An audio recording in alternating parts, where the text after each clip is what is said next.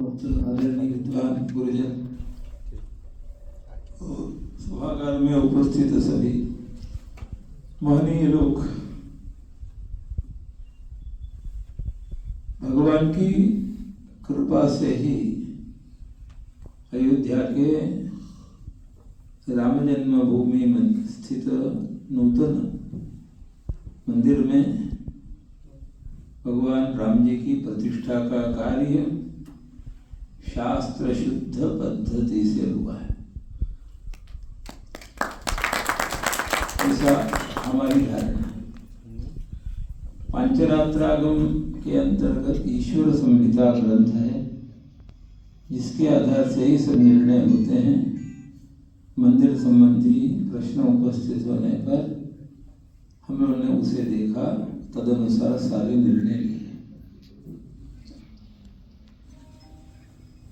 3 या 4 नवंबर को हम बहुत बीमार पड़ गए थे।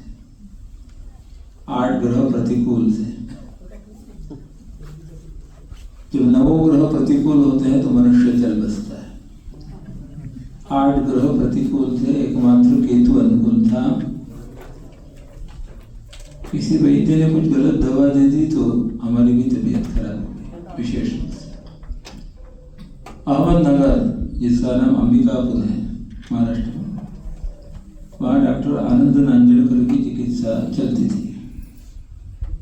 बहुत वेदना शरीर में थी, असह्य पीड़ा। तो अंत में एक दिन असह्य पीड़ा हुई तो हमने हनुमान जी को प्रार्थना की,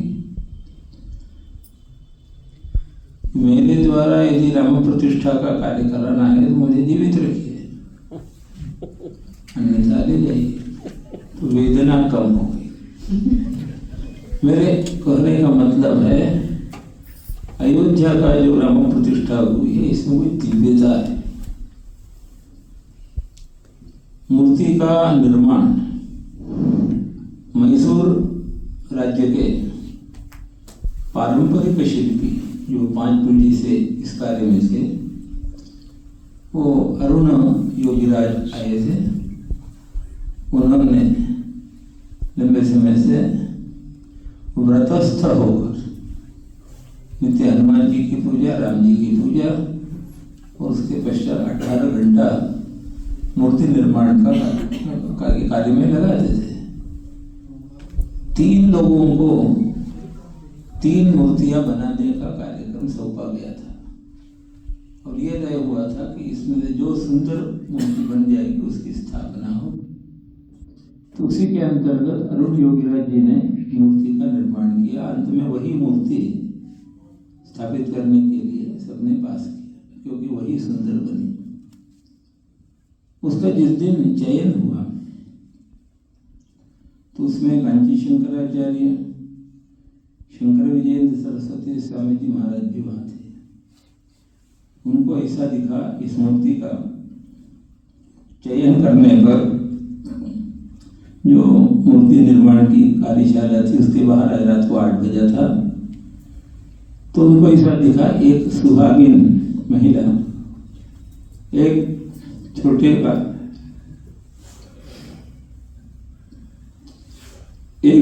बालक को कंधे पर लेकर के आकाश की ओर जा रही है।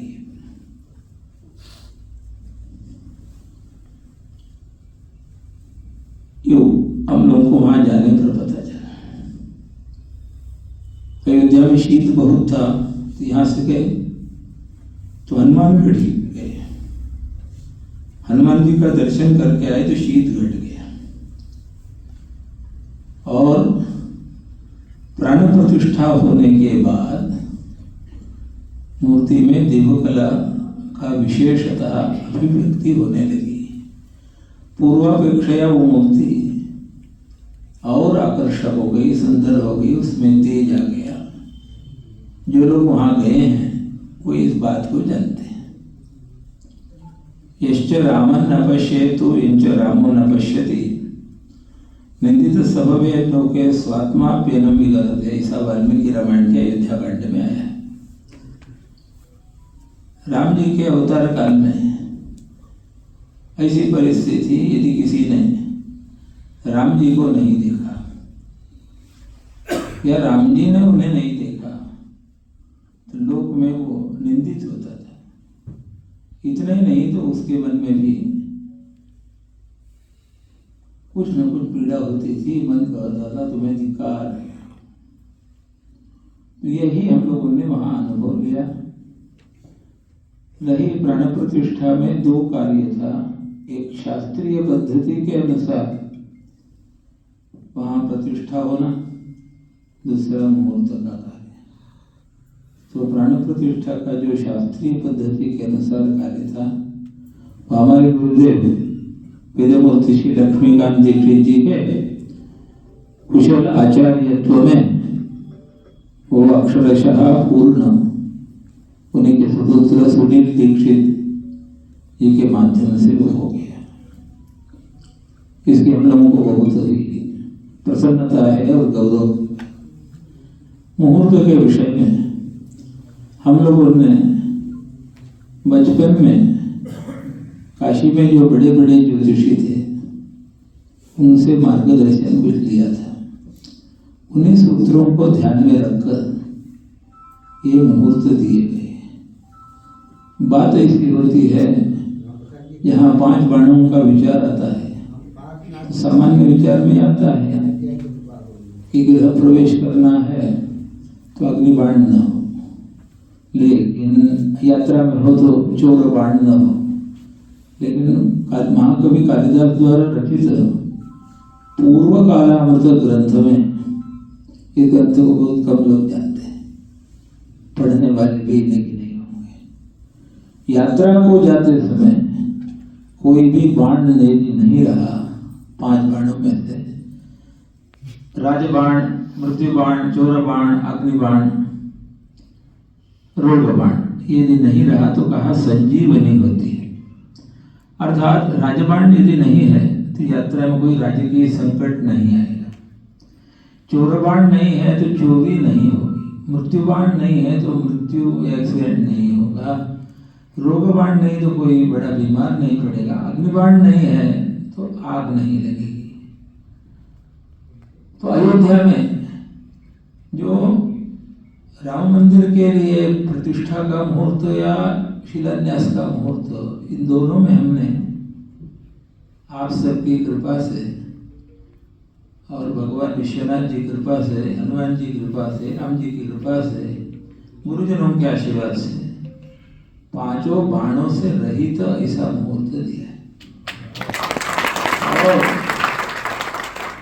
अभी तक जो वहाँ निर्माण हुआ इसमें किसी को भी न आग लगी, न करंट लगा है, न कोई गिर करके मरा है, और न वैसा कोई बड़ा रोगग्रस्त है, न उस पर कोई राजकीय संकट है, न तो चोरी हुई है।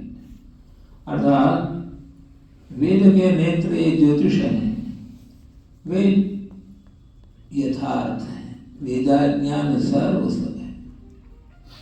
तस्माद अश्लील नामक विचित्र नामस्य नहीं देता यथा पापा हे गुरुदे तादृगे तत्। तैत्तिरीय ब्राह्मण में मुहूर्त का विचार आते समय यहाँ पर दृष्टांत के द्वारा बताया। अपवित्र देश में न निवास करना चाहिए, न तो वहाँ पूजादी करना चाहिए। यदि करेंगे तो क्या होगा? कहा दुर्मुहूर्त में किया हुआ काम जैसा सफल नहीं होता उस प्रकार हो जाए। देश और काल इन दोनों का विचार होता है, और हमारे यहाँ इसकी प्रामाणिक परंपरा है। अपस्तंभ ऋषि कहते हैं धर्मज्ञ समय प्रमाणम वेदाश्च। धर्मज्ञों का जो आचार है, शिष्टों का सदाचार, उसको ही वहां पर उन्होंने पहले प्रमाण के रूप में रखा।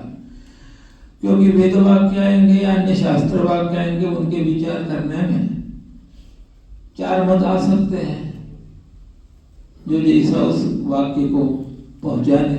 वेद स्तुति में कहा है भ्रमयति भारती तरुवृत्तिभिरुक्त जडान। वेद क्या कहते हैं इसको श्लोक समझ नहीं पाते। तो वेदांग में ज्योतिष है, उसमें भी महर्षियों का क्या कथन है इसको समझने में कठिनाई होती है। शास्त्र का रहस्य जो है ये गुरु कृपा के बिना जानना संभव नहीं है। इसलिए हमारे यहाँ ईश्वर से भी बढ़कर के गुरु को माना गया है। वो सदगुरु हों, उनकी कृपा जब होती है तो शास्त्रीय विषय स्वयं उपस्थित होते हैं गुरु भक्तों के सामने। ऐसा पिताजी कहते थे। अधिगच्छति शास्त्रार्थः स्मरति श्रद्धाति च यत् कृपा लेश मात्रेण नमोस्तु गुरवे सदा। इस श्लोक में व्याकरणों ने बात बताई। तो तदनुसार जब वहाँ मांग आई कि राम प्रतिष्ठा के लिए मुहूर्त निकालिए वो जनवरी मास में, तो 15 जनवरी तक तो खरमास ही था, धनुर्मास। उसके बाद जो उत्तम मुहूर्त मिला वो दिया गया है। ये उत्तम मुहूर्त ऐसा है कि ये मंदिर आचंद्रार्क तारक रहेगा, जब तक ये धरती है वो रहेगा। कोई न कोई इसमें जो जीर्णता आएगी तो पुनरुद्धार के लिए तैयार रहेगा। जैसे आज नरेंद्र मोदी जी हैं, उनके सहयोगी हैं, कोई न कोई जरूर आएगा। मंदिरों का सामान्यतः यदि सही ढंग से बना हो तो 1000 वर्ष तक आयुष्य ज्योतिष में माना है। तो 1000 वर्ष के बाद भी कोई न कोई जीर्णोद्धार आकर के करने वाला आएगा, और उसके बाद भी 1000 में ऐसे ही चलता रहेगा।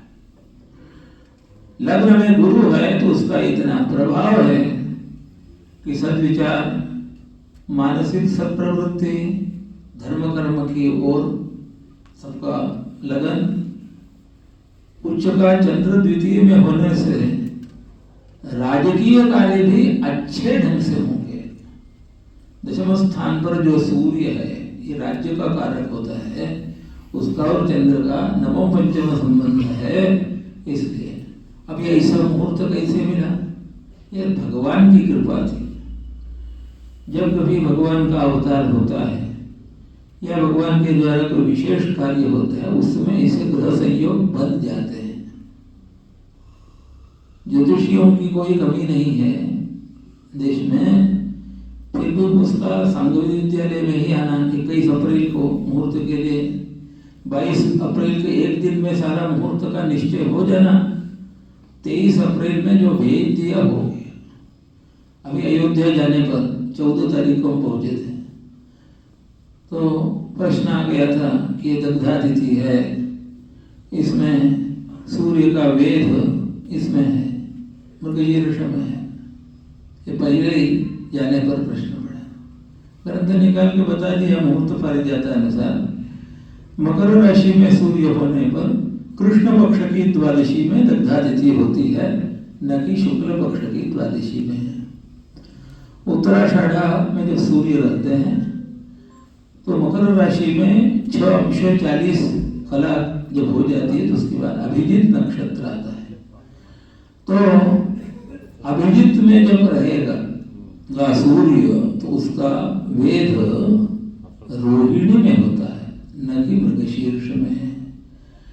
तो ये आपको जैसा कहा भगवान की कुछ वहाँ दिव्यता का जो सबको अनुभव हुआ तो वही बताता है कि भगवत कृपा से ही असंभव का संभव कार्य हो गया। तो इसमें हम लोगों का कुछ नहीं है, आप सब लोगों का शुभाशीर्वाद है, गुरुजनों का शुभाशीर्वाद है। और हम लोगों के बचपन में जो वृद्ध ज्योतिषी थे उनके उपकार हैं, उन्होंने बताया। और हमारे गुरुदेव लक्ष्मीकांत दीक्षित जी की तपस्या है, साधना है, हमारे ज्येष्ठ भ्राता विशेषज्ञ जी, इन सब की कृपा से हमारे पूज्य गुरुदेव होसमने शास्त्री, वो पिताजी का तो तपस्या रही, वो सबका ये फल है। सांगवेद विद्यालय काशी में एक तपस्थली है। बड़े बड़े विद्वानों ने वहाँ वेदों की साधना और शास्त्रों की साधना की है। वह स्थान यदि सुरक्षित रहता है, पठन पाठन की अविच्छिन्न गुरु शिष्य परंपरा चलती है, तो समय पर उसका उपयोग होगा। हमारे गुरुदेव पट्टाभिराम शास्त्री कहते थे, विद्वद्भिः शोभते देशः तैर्विहीनस्तु अमंगलः। देश की शोभा विद्वान होंगे तब, विद्वान यदि वहाँ नहीं है तो देश अमंगल हो जाता है। क्यों? परराष्ट्र से प्रश्न आते हैं। ये परीक्षा होती है कि दूसरे राष्ट्र में कोई बुद्धिमान है कि नहीं। 35 साल पहले एक बार ऐसा ही प्रश्न आ गया। फ्रांस से कोई आए थे और उन्होंने कहा कि सर्पमणि का क्या उपयोग है। तो वाचस्पत्यम और शब्दकल्पद्रुम निकाला गया। नागसंभूत शब्द में ये मिला कि जहाँ वर्षा नहीं होती है अर्थात बारिश नहीं होती, वहाँ पर चांदी के पात्र में केंद्र यानी सेंटर में उस सर्पमणि को रख करके उस पर शंख से दूध से यदि अभिषेक होगा तो वर्षा होगी। ये निकाल कर उनको 15 मिनट में दिया गया। बाहर से जब प्रश्न आते परराष्ट्र से तुरंत उत्तर देना पड़ता है। यहाँ का आता है तो थोड़ा आगा पीछा कर देते, आज नहीं कल ऐसा करते हैं। लेकिन बाहर से क्यों? भारतवर्ष में अभी भौतिक संपदा है कि नहीं इसकी परीक्षा होती है बाहर के राष्ट्र में, तो इस पर सावधानी रखनी पड़ती है। तो इस मुहूर्त में भी ये सावधानी रखी है कि ये मंदिर सदा रहे जब तक चंद्र सूर्य है, परंपरा जीर्णोद्धार आदि होकर के वो चलता रहेगा और वहाँ अच्छे ही कार्य होंगे। न कभी आग लगेगी, न चोरी होगी, न जनसंहार होगा, न तो राजकीय संकट आएगा, कोई बीमार। तो ये भगवत कृपा से ही ये मुहूर्त दिया गया है और भगवत कृपा से ही यहाँ ये कार्य आया।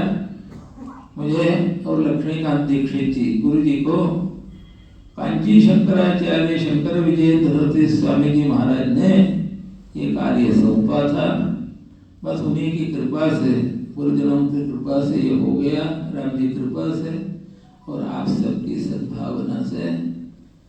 लेकिन मुझे ये अनुभव आया, भगवान विश्वनाथ जी का कार्य हो या राम जी का कार्य हो, अड़चनों की कोई कमी नहीं रहती। जब हम रामायण देखते हैं तो राम जी के भी कार्य में अवतार काल में भी कठिनाइयां बहुत थी, परंतु राम जी का वो आदर्श है कि कठिनाई आने पर भी पीछे हटना नहीं, प्रयत्न करना तो सफलता मिल जाती। उसी आधार किया और ये हम लोग इससे अपने को सौभाग्यशाली मानते हैं। भगवान की कृपा हम कहते हैं कि सभी पर हो, जिन्होंने प्रेमलक्षणा भक्ति की, सहयोगात्मिका भक्ति की, जिन्होंने विरोध भक्ति की, सबका उद्धार भगवान करें, उन पर कृपा दृष्टि बनाए रखें।